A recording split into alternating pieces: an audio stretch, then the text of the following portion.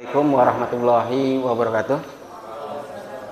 Yang terhormat para dewan juri, ada 2 perempuan, 1 laki-laki. Jadi 2:1 ini terbalik dengan ketika pembagian waris dalam hukum Islam ya. Dibalik sekarang, perempuan lebih berdominasi. Pagi hari ini perkenalkan, nama saya SARIP, saya dari Sebelah. Ya, saya kelahiran Sebelah, jadi kalau hari ini siapa yang paling cepat meminum air Pemda adalah saya. Gitu, karena saya sedang lahir di sini. Baik, saya akan memaparkan tentang model Rama Resi Cirebon Katon, inovasi kebijakan lokal dalam harmonisasi identitas budaya dan pembangunan Jawa Barat Istimewa. Next. Hal ini sangat penting sekali karena kenapa? Pemerintah Jawa Barat ini larinya sudah terlalu cepat dan ini tidak bisa diimbangi oleh kabupaten kota. Ini yang menjadi ide dan gagasan utamanya. Dari 18 kabupaten dan 9 kota akhirnya juga belum bisa mengimbangi lari Jawa Barat. Maka di sini kita sebetulnya punya konsep yang baru saja digulirkan, yaitu Cirebon Katon. Dan saya mengambil nama Rama Resi, kalau versi Cirebon itu adalah Mama Yai. Ya, Mama Yai. Karena saya mengambil hal ini dari tahun 2003, yang sebetulnya 2023, yaitu tentang konsep yang namanya Pancatangtu. Apa konsep Pancatangtu? Silahkan di Google, tidak pernah ada. Karena itu adalah ide yang murni, yang lahir dari ketatanegaraan Sunda.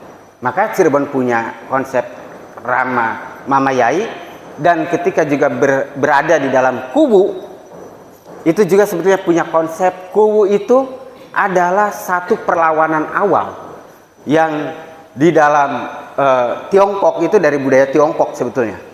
Ya, kita harus akui kata Kuwu, yaitu perlawanan untuk mendapatkan kekuasaan oleh pribumi.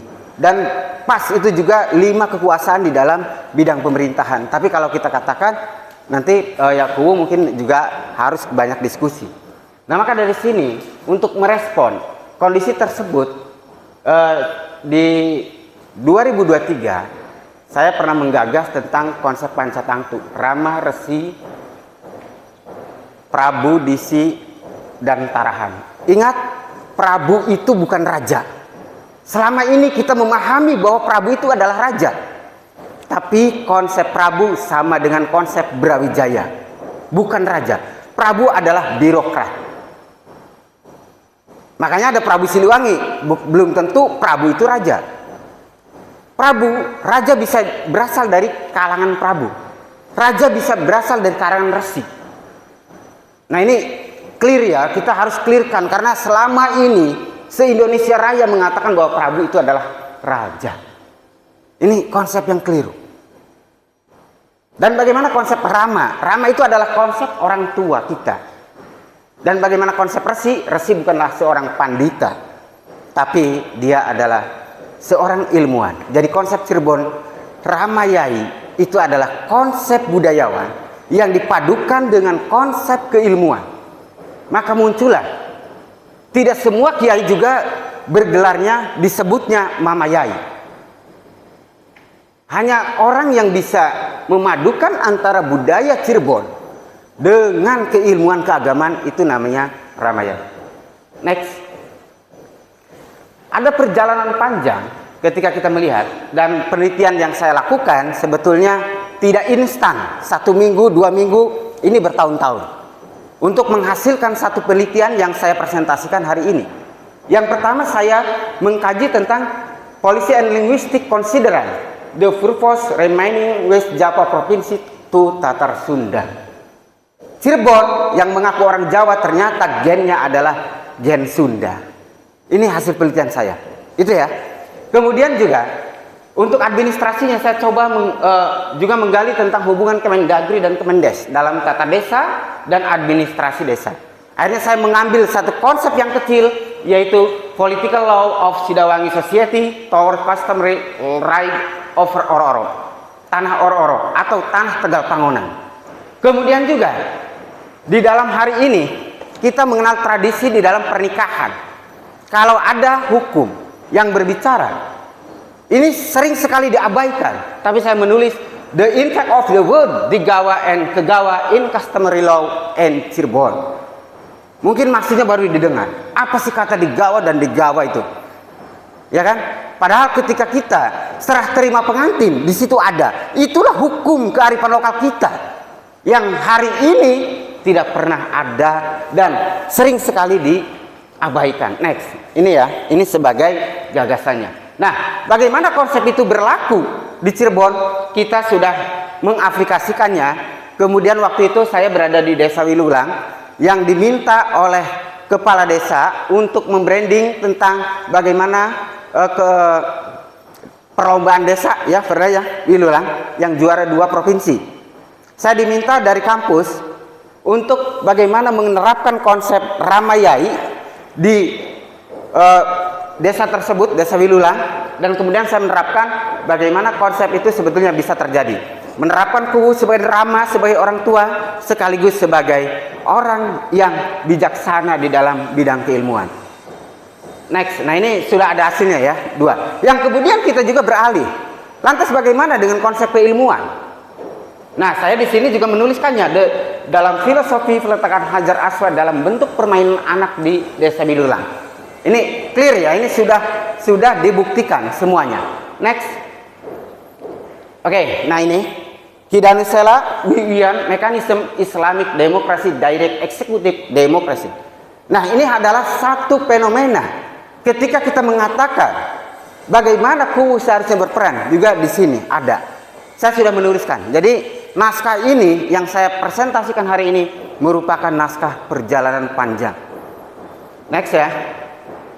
Nah, ini juga terkait yang terbaru. Saya sudah melakukannya di jurnal Law Reform ya, The Gapura Pancatantu, Gapura Pancawalia Education Policy Legal Ethnic Culture Analysis. Artinya apa? Hari ini Jabar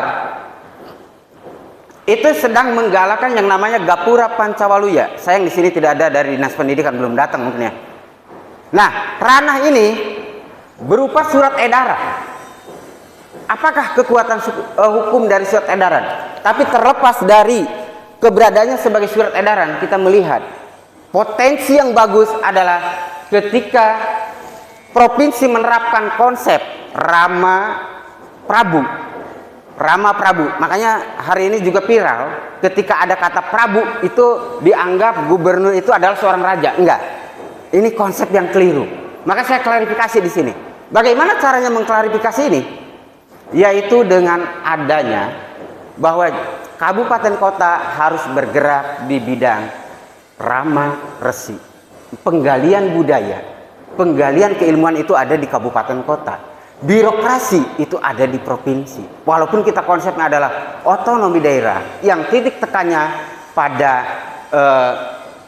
pada kabupaten kota, tetapi konsep ini akan menjadi satu kearifan lokal di Cirebon. Bahkan saya yakin bahwa Cirebon ketika bisa menerapkan hal semacam ini akan menjadi model bagi kabupaten-kabupaten kota yang ada di Jawa Barat. Kenapa hal ini bisa terjadi? Karena sampai hari ini lari gubernur tidak diimbangi oleh kabupaten kota. Nah, kita konsen, hari ini kita konsen Kabupaten Cirebon harus menjadi satu motivator bagaimana dia mengawali dari konsep yang digagas oleh gubernur, yaitu tentang cager bager pinter singer ya, 5 konsep itu ini harus digagas dan diambil oleh kita dan ditawarkan. Makanya tadi di slide pertama saya itu saya sengaja ada logo kabupaten, logo gubernur, karena ini adalah konsep yang harus ditawarkan juga dari asli Cirebon kepada gubernur yang kemudian menemukan titik temunya di mana. Next.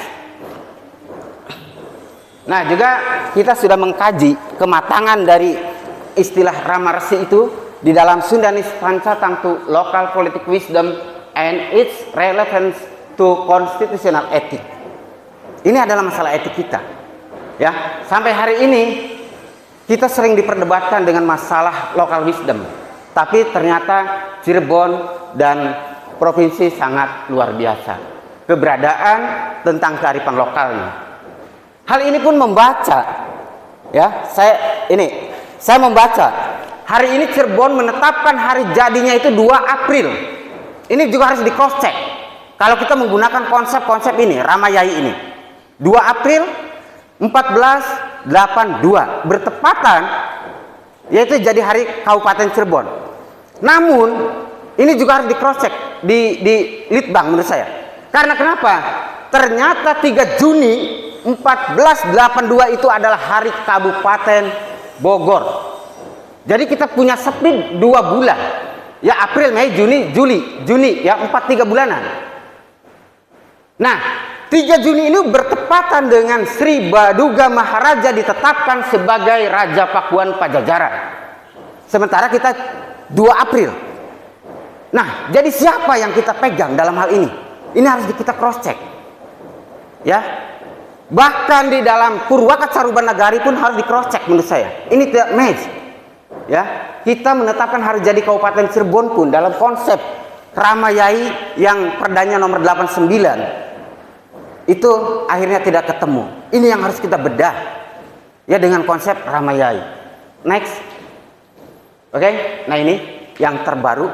Saya diminta oleh Perpusnas untuk mengkaji bagaimana kedalaman dari naskah-naskah di Jawa Barat. Walaupun saya orang hukum, tapi saya menawarkan satu konsep dari naskah ke hukum. Kenapa? Ini adalah kerinduan.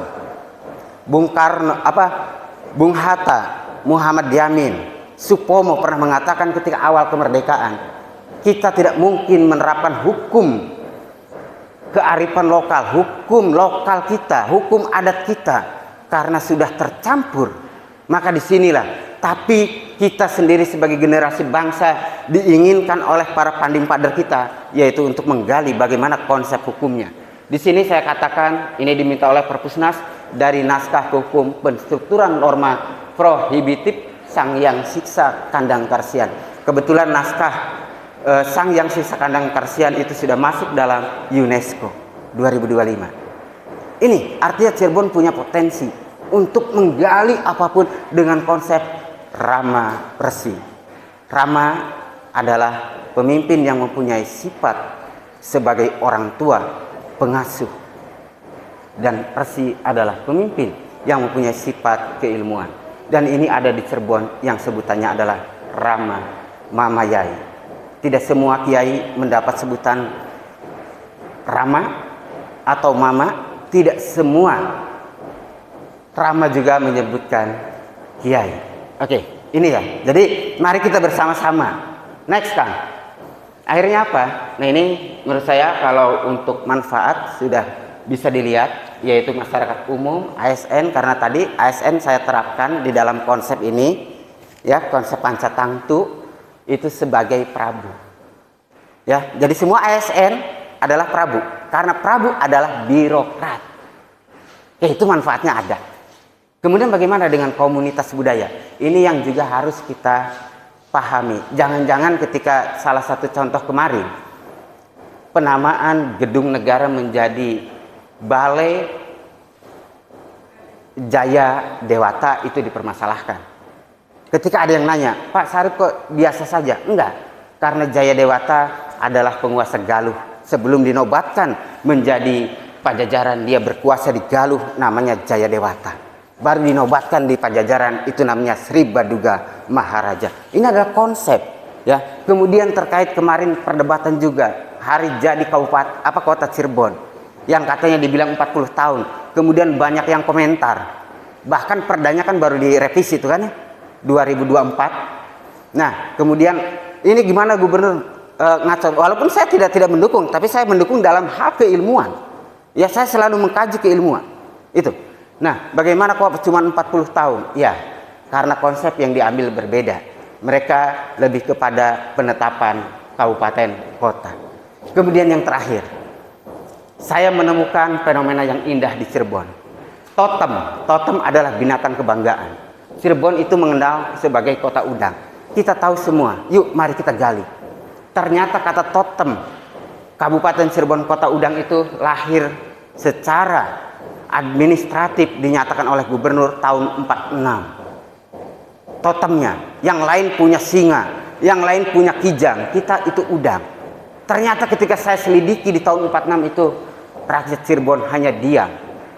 Ketika ada gerakan PKI di kota, ya, hanya diam. Yang membantu adalah pasukan dari Subang.